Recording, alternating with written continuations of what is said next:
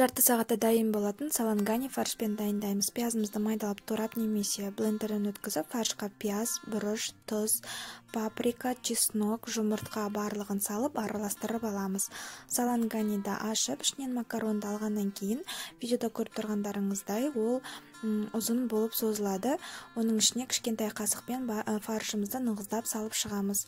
Осы жерде екеуінің айырмашылығын көрсеңіздер болады. Жаймен ашып барлығын толтырып шығамыз. Біз барлық саланганиға фарштарды осылайша толтырып шықтық. Енді подливқа кірісеміз. Пиязымызды турап аламыз.